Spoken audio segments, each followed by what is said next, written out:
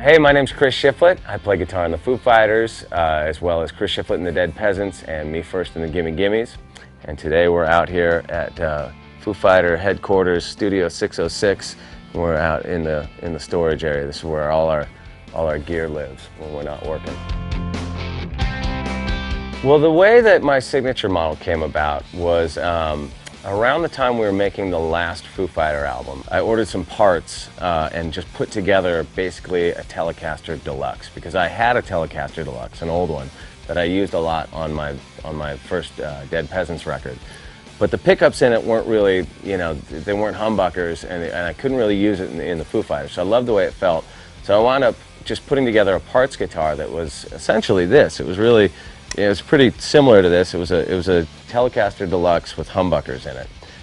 So I was playing that on tour and played that on the last Foo Fighter record a lot. And I got a call from Nate White at Fender, and he said, "Hey, I noticed that you're playing that parts guitar. Would you want to do a signature model? We could just do that, And so we kept the cool big Strat style headstock. We made it rosewood fretboard. We got jumbo frets. We have humbuckers, and we added the 4-bolt neck, because really they have a 3-bolt, and this is just a little more stable. So that's how it all happened. I think this was the last prototype. So it's to have my name on the back of one of these things is just a special feeling. In the studio, when we're making records, we usually have a lot of different amps to choose from, and even though, of course we have, you can look around, we have a lot of gear, and we have a million different guitars and stuff. It seems like there's always one or two that you lean on the most, when you're making a record. And that might change from record to record. But for live, it's about energy and vibe and volume, and it's an event, whereas making records is sort of more cerebral, I guess. This year's been an interesting year. We've gone from, we sort of started on a Foo Fighter hiatus and then jumped into doing a bunch of shows around Dave's movie, the Sound City Players shows that we did. While all that was going on, I was finishing off a new Dead Peasants record that's going to come out like maybe in the middle of summer. And we're about to start working on a new Me First in the Gimme Gimmes record. And I'm going to be doing a bunch of touring with Dead Peasants, and that's going to pretty much be my year. So we'll see. We'll see where it goes. I don't know.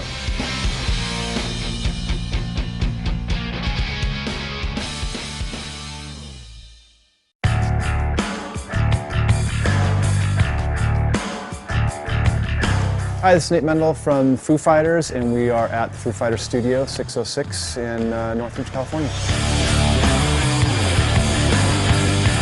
I first started playing music when I was about 13 or so, just with some friends, just goofing around. I wasn't particularly inspired to become a musician or do bands, but pretty quickly got into punk rock music and hardcore and that whole kind of underground scene that was really flourishing in the 80s, and I loved it. The bass isn't a radical departure from other P basses in the Fender lineup. The main thing is the shape of the neck, which it's halfway between a jazz and a P bass neck. And I love that, because I think the jazz is a little narrow and I think the P bass is a little wide. So that works great for me. We switched out the pickups. These are 1/4 pounder pickups, which sound great. I've got a badass bass bridge. The lacquer on the neck, it's really light colored, doesn't have a lot of character. And same goes for the paint on the body. And even the hardware is all shiny and new looking, and it takes a really long time to wear in. So you get kind of a head start with this. It's a vintage looking lacquer, and the hardware's all been distressed a little bit just to look a little bit older.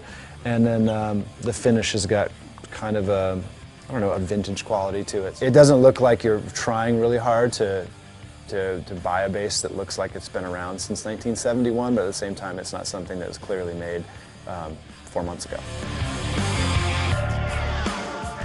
For years and years, just saw myself as a bass player and was happy playing bass in bands, and still am, of course. But as my main band takes more and more time off between albums, I am taking the opportunity to try other things out. I'm building a studio in my house, I'm writing songs, I'm working with friends.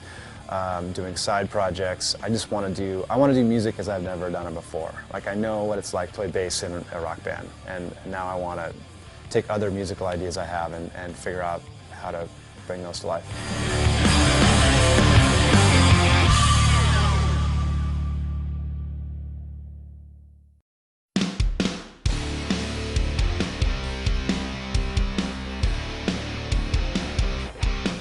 What inspired me to make music is just an inner desire. You know, when that becomes what you want to do and what you do, nobody can, it's unstoppable. And if someone tries to stop you, they're committing the ultimate crime, you know?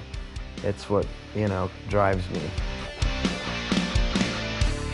My relationship with Gretsch is, we're just dating now. We're thinking of taking it to the next level. You know, whatever kooky idea I have, they always like make it work, you know? And they're always very, you know, supportive of whatever. I'm playing somewhere and I need a drum set quickly, they're always there, you know? They're great, they've been great to me. It just kind of is a sort of coagulation of all the different snare drums that I've always played and sort of all tried to put into one, I suppose. There was one certain snare that I was playing that I guess you would kind of consider Gretsch's sort of Black Beauty. It's like a metal snare that was kind of heavy, and I was playing that all the time. And when they came to me and said, would you like to do a signature snare? I wanted to do something very similar to that, you know, but put a little spin on it myself and also make it somewhat affordable, you know, for kids. Because I mean, when I was a kid, you know, for Christmas I would get like one cymbal, and that was a lot of money. I'm thinking about making a record, and I'm not sure how I'm going to do it. I might do it all myself. That's kind of something I've never done, and I kind of demo songs all by myself all the time. And I just figured, well, fuck, maybe the next time, you know, I won't go out and play it live, but I'll just make a record all by myself. You know, like, one of my favorite records of all time is Roger Taylor's solo record, Fun in Space. And he played everything on it. And Dave, the first Foo Fighters record, he played everything on it. There's something I like about those records. There's a sort of like just being inside one person's sort of like little world that's kind of neat, you know? So maybe I'll do that.